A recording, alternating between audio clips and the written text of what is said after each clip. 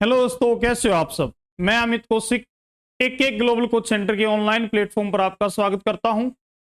आज बात करेंगे मैथमेटिक्स की, जो सबसे बड़ा फोबिया होता है करीब 80-90% बच्चों का। तो सबसे बड़ी समस्या होती है, उसको किस तरीके से रिजोल्व कर सकते हैं उसके बारे में बात होगी। यूट्यूब चैनल पर सबसे पहले हम स्टार्ट करने वाले हैं क्लास 9 to 12 मैथ्स की सीरीज और special batch for competitive exam भी स्टार्ट करने वाले हैं। बिल्कुल टॉपिक वाइज एडवांस और अर्थमेटिक दोनों की कंप्लीट कोर्स यहां पे होगा, अपडेटेड होगा। रिसेंट में पूछे गए क्वेश्चंस होंगे, प्रीवियस क्वेश्चंस होंगे और बहुत ही बेहतरीन एडवांस मेथड के साथ हम सिखाने वाले हैं। कंसेप्ट क्लियरिटी पे बहुत ही फोकस होता है हमारा इस बैच में जो है। इसके अलावा 9 to 12 क्लास एनसीईआरटी और प्रीवियस ईयर क्वेश्चंस हम कराएंगे।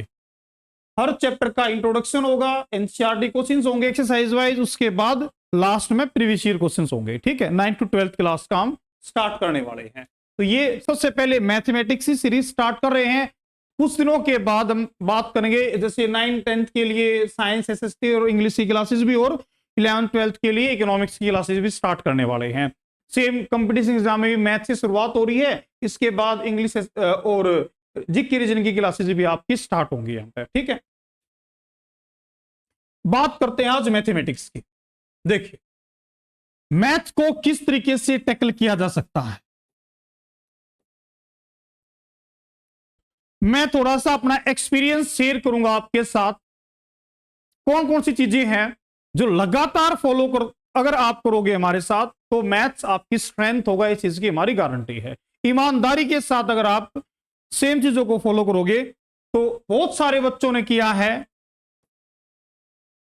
और खुद को काफी इंप्रूवमेंट किया, उन्होंने खुद को काफी एक्सलरेट किया है। तो मैं कुछ बातें आपके साथ यहां शेयर करना चाहूंगा। देखो, सबसे पहले मैथ सीखने के लिए जरूरी है मैथ्स को समझना, मैथ्स को सीखना। किसी भी क्लास में आप क्यों ना बैठे हो, चाहे ऑफलाइन है चाहे ऑनलाइन है, सबसे जरूरी है मैथ्स को सीखना। लर्निंग का मतलब यहां पे मैथ सीखना। उस क्लास में आपने जहां भी आप सीख रहे हो 100% कंसेप्ट की क्लियरिटी जब तक ना हो आगे नहीं बढ़ना है, यह कोशिश करना है। तो ऐसी जगह पढ़ना है आपको, आपने जहां 100% आपकी कंसेप्ट क्लियरिटी हो। हर टीचर बेहतरीन है, समझने की कोशिश करना है आपने,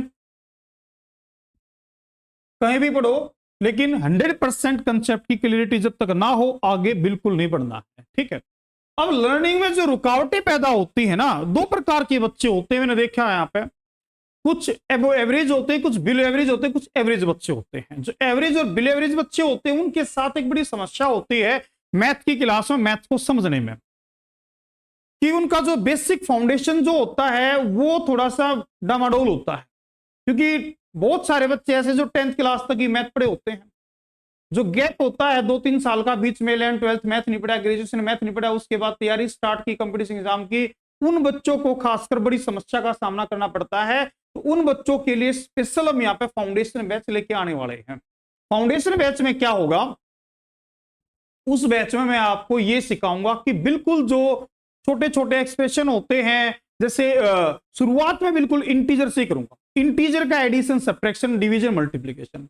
सेम इसी तरीके से डेसिमल के बारे में, फ्रैक्शन के बारे में, थर्ड्स के बारे में, जो बड़ी समस्या होती है बच्चों की, इंडिसेस और छोटे छोटे एल्जेब्रिक एक्सप्रेशन को कैसे जोड़ा, घटा, गुणा, भाग किया जाए, इनके बारे में बच्चों को सिखाना बहुत ही जरूरी है। उसके बाद कंपटीशन एग्जाम के सिलेबस के बारे में बात होनी चाहिए। अगर वहां पे बेस कमजोर है बच्चों का तो बिल्कुल पॉसिबल नहीं है कि बच्चा क्लास में बैठकर 100% कंसेप्ट को क्लियरिटी के साथ समझ पाए। ये बड़ी समस्या होती है, बड़ी रुकावट पैदा करता है। ये फाउंडेशन चीजें जो हैं, जो एक बड़ी समस्या है बच्चों की, इसी वजह से मैथ फोबिया बन जाता है। ना टॉपिक नहीं समझ पाओगे आप बिल्कुल भी, तो पहले बेस क्लियर होना जरूरी है। तो यहाँ पर लर्निंग में अगर नहीं है आपका तो स्पेशल में आपकी डिमांड पर एक फाउंडेशन कोर्स स्टार्ट कर सकता हूं, कमेंट करके बताना है। और अगर बच्चों की क्वेरी ज्यादा है तो मैं पक्का 100% स्टार्ट करने की कोशिश करूंगा।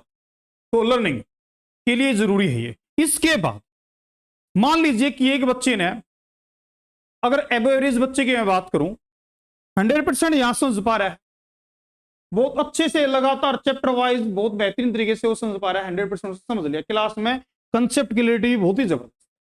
लेकिन कमजोरी कहां होती है बच्चे की? प्रैक्टिस। जो चीजें आज सीखी हैं, अगर 4-5 महीने के बाद एग्जाम होने वाला है, ये चीजें कंपटीशन एग्जाम के बच्चों के लिए भी है। हर उस बच्चे की बात मैं कर रहा हूं, चाहे वो एकेडमिक है या कंपटीशन एग्जाम का कैंडिडेट है, मैथ्स के बारे में बात की जा रही है, सबके लिए यही तरीका है, यही फॉलो करना होता है, सब बच्चे यही फॉलो करते हैं अच्छे मार्क्स लेने के लिए। तो प्रैक्टिस हर बच्चे के लिए जरूरी है। मान लीजिए कि लर्निंग आज आपने बहुत अच्छे से किया है, टीचर से बहुत अच्छे से आपने लेक्चर पढ़ा है और समझा है, लेकिन अगर प्रैक्टिस नहीं होगी तो 4-5 महीने के बाद जो आपने आज 100% चीजें सीखी है ना, वो 10-20% ही आपको याद रहेंगी। बिना प्रैक्टिस के आप चीजों को यूज नहीं कर पाओगे एग्जाम में, तो सीखना ना सीखना बेकार हो जाएगा सब आपका। तो प्रैक्टिस डेली होना जरूरी है। जो चीजें आप सीख रहे हो उनकी प्रैक्टिस आप डेली बेसिस पर करोगे, ये सबसे जरूरी है।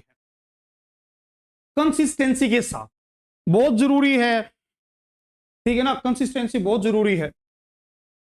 इसके बाद एक बच्चा सीख भी बहुत अच्छे से रहा है, प्रैक्टिस भी डेली कर रहा है, लेकिन एक बड़ी कमजोरी, फिर बच्चा एक लूप होल छोड़ देता अपने कोर्स, जिससे टारगेट पूरा नहीं हो पाता उसका, रिवीजन।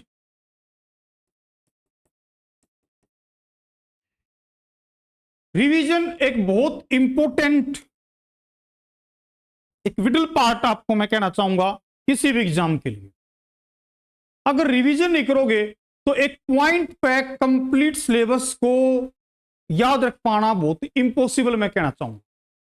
कंप्लीट सिलेबस, चाहे वो 9 to 12 के स्टूडेंट हैं, उनके लिए भी एक पूरे मैथ के जितने भी चैप्टर होते हैं, 12-13 चैप्टर, सबको मार्च में एक पॉइंट पे याद रखवाना इंपॉसिबल है अगर लगातार रूटीन में रिवीजन नहीं कर पाए हुए। ठीक है, कितना भी प्रैक्टिस क्यों ना करें, लेकिन पीछे से अगर लगातार रिवीजन नहीं कर रहे हैं तो पीछे वाले चैप्टर जो है वो उतने स्ट्रॉन्ग नहीं रहते, लास्ट तक जाते जाते इतने आज इस समय जब सीख रहे होते हैं उस समय वे स्ट्रॉन्ग है। तो रिवीजन भी आपको कम से कम वीकली, जो भी सिखाया जाता है आपको वीकली रिवीजन करना जरूरी है।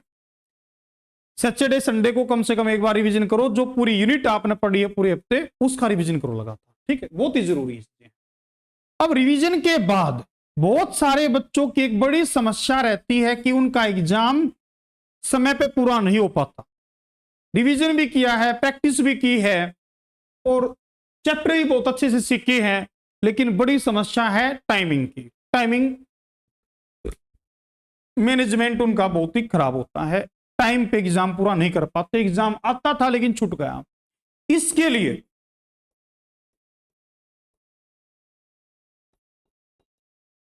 एक इंपॉर्टेंट पार्ट आपका होता है कैलकुलेशन। कैलकुलेशन देखिए एक बार,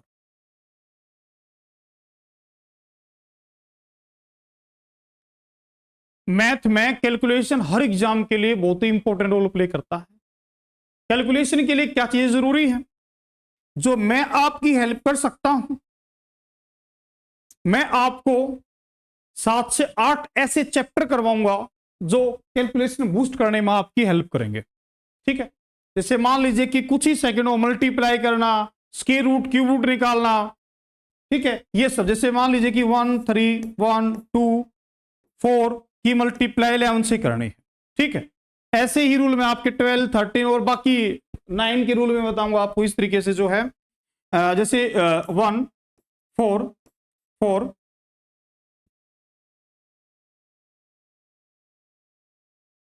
4 और 3 6 4 इस तरीके से मल्टीप्लाई कर सकते हैं, कुछ ही सेकंडों में मल्टीप्लाई कर सकते हो। ठीक है, इसी तरीके से बहुत सारे रूल्स हैं, मैं आपको बताऊंगा चैप्टर वाइज स्टार्ट करेंगे। एक तो चीजें ये जरूरी है कि आपको ट्रिक पता होनी चाहिए कैलकुलेशन करने की, और उनकी प्रैक्टिस आपने बेहतरीन तरीके से की हो। प्रैक्टिस बहुत जरूरी होती है ना, जितनी जल्दी सीखते हो उतनी जल्दी भूल भी जाते हैं। इसके अलावा कैलकुलेशन बूस्ट करने के लिए सबसे बेसिक बातें, टेबल, स्क्वायर, क्यूब, ये भी आपको लर्न याद होनी जरूरी है। ठीक है, अगर ये दोनों चीजों प्रैक्टिस लगातार करोगे तो आपकी कैलकुलेशन की वजह से किसी भी क्वेश्चन में समय ज्यादा नहीं लगने वाला है, समय बचेगा आपका। इसके अलावा कोई भी एग्जाम क्यों ना हो, चाहे 9 to 12 या इससे छोटी क्लासों का है या कंपटीशन एग्जाम, सबसे जरूरी होता है उस एग्जाम के लिए मॉक टेस्ट देना। जब तक एग्जाम के एटमॉस्फेयर में नहीं डलोगे तो टाइम मैनेजमेंट नहीं कर पाओगे, ये नहीं पता होगा कि कहां से स्टार्ट करना, कहां खत्म करना, किसमें कितना समय देना है, किसको स्किप करना है, किस तरीके से अटेम्प्ट करना है एग्जाम को। वो ये सारी चीजें आप मॉक टेस्ट के दौरान सीख पाते हो। यहां की हुई गलतियों पर लगातार काम होता है और आपको स्ट्रेंथ मिलती है। ठीक है, तो मॉक टेस्ट भी लगातार वीकली आपको देना है, मॉक टेस्ट भी आपको कम से कम वीकली देना चाहिए, चाहे 9 to 12 स्टूडेंट हैं या फिर कंपटीशन एग्जाम के हैं। एक मॉक टेस्ट जरूरी है वीक पे, और उस पर एनालाइज करना उससे भी ज्यादा जरूरी है, और कमियां निकालना, उनको नोट डाउन करना, उन पर काम करना, तभी आपको फायदा होगा मॉक टेस्ट देने का, अदरवाइज कोई फायदा नहीं है बिल्कुल भी। तो ये मैंने आपको 4-5 पिलर बताए हैं। आप बताओ क्या इसके अलावा कोई तरीका है मैथ में स्कोर बूस्ट करने का? मेरे एक्सपीरियंस से मैंने आपको बताया है, अगर लगातार कंसिस्टेंसी के साथ आप इसी तरीके से काम करोगे तो मैथ आपकी 110% स्ट्रेंथ होगा, चाहे किसी भी लेवल का बच्चा क्यों ना हो, चाहे सॉरी मैथ्स 10th क्लास तक की क्यों ना पढ़ा हो, मैथ कितना ही वीक क्यों ना रहा हो, लेकिन एवरीथिंग इज पॉसिबल। कुछ भी इंपॉसिबल नहीं है, आप सीख सकते हो, कहीं से भी शुरुआत कीजिए, लेकिन लगातार जब तक टारगेट पूरा नहीं हो पाया अपने लगातार लगे रहना है, और बेहतरीन तरीके से लगे रहना है, स्मार्ट तरीके से लगे रहना है। ये एक ऐसा तरीका है जिस पर लगातार काम करने से आप रिजल्ट ओरिएंटेड परफॉर्मेंस कर पाओगे। अदरवाइज बच्चे क्या करते हैं, सीखते हैं, प्रैक्टिस नहीं करते, प्रैक्टिस करते हैं तो रिवीजन नहीं करते, रिवीजन नहीं करते तो मॉक टेस्ट नहीं दे पाते, कैलकुलेशन बूस्ट नहीं कर पाते, समय की वजह से अटेम्प्ट नहीं कर पाते क्वेश्चनों को, इसी वजह से पीछे रह जाते हैं। ये बहुत सारी वजह हैं स्कोर ना करने की। ठीक है, तो लगातार इस पे काम करना। अगर आप हमारे साथ जुड़े रहते हो यूट्यूब चैनल पर या हमारे पेड कोर्सेज जो एप्लीकेशंस पर हम लॉन्च करने वाले हैं, किसी भी कोर्स को अगर लेते हो तो मैं इन सब चीजों पर फोकस करता हूं। मॉक टेस्ट हमारी जिम्मेवारी है, वीकली हम कंडक्ट कराते हैं मॉक टेस्ट जो है, रिवीजन कराने पर मजबूर कर देते हैं। इस तरीके से टेस्ट, जैसे 9 to 12 क्लास की बात करूं तो टेस्ट इस तरीके से हम कंडक्ट करते हैं यहाँ पे। जैसे मान लीजिए कि हमने फर्स्ट चैप्टर कराया तो पहले फर्स्ट का टेस्ट होगा, फिर सेकंड समझाया तो फर्स्ट सेकंड दोनों का होगा, थर्ड समझाया तो फर्स्ट सेकंड से भी क्वेश्चन दिए जाते हैं ताकि बच्चा मजबूर हो पीछे वाले चैप्टर भी रिवाइज करने पर। ठीक है, वेटेज थोड़ी कम रहती है, करंट वाले चैप्टर वेटेज ज्यादा होती है, लेकिन इसी तरीके से लगातार टेस्ट सीरीज चलती रहती है। इससे क्या होता है, बच्चा एक पॉइंट पर पूरे मैथ को रिमाइंड कर पाता है। किसी भी समय कभी भी कोई एग्जाम हो तो बच्चे को कोई परेशानी सामना नहीं करना पड़ता बिल्कुल भी। ठीक है, तो इन सब के साथ हम लगातार काम करते हैं, और सबसे बेहतरीन तो लर्निंग, यहां हम कोई भी कमी नहीं छोड़ते किसी भी प्रकार की। हर बच्चे पर इंडिविजुअल फोकस रहता है, फेस देख के हम ये बता देते हैं कि बच्चा कहां फंस रहा है, बच्चे को समझ आया है नहीं आया है। ठीक है, ये एक्सपीरियंस है भैया। ठीक है, तो लगातार फोकस करते हैं, खुद क्वेश्चन रेज करते हैं बैच में। अगर बच्चा हेजिटेशन की वजह से नहीं कर पा रहा तो हम खुद रेज करते हैं क्वेश्चन, ताकि समझने के लिए मोटिवेट हो सके और पूरे फोकस के साथ यहां देख सके, बच्चे को ये पता रहे कि हाँ पूछा जाएगा हमसे भी क्वेश्चन जो है। ठीक है, हम नहीं पूछेंगे तो सर खुद पूछने वाले हैं, तो इसीलिए जो है यहाँ पूरे तरीके से बच्चा फोकस के साथ हमारी क्लास में बैठता है और रिजल्ट ओरिएंटेड काम हम कर पाते हैं इसी वजह से जो है। ठीक है, तो आप बताइए क्या कोई इसके अलावा तरीका है मैथ में अच्छा स्कोर करने का? क्या ये बेहतरीन तरीका नहीं है मेरे ख्याल से जो है मैथ को टैकल करने का? लेकिन इन सब के लिए जरूरी है आपके अंदर डी फैक्टर। डी फैक्टर क्या है?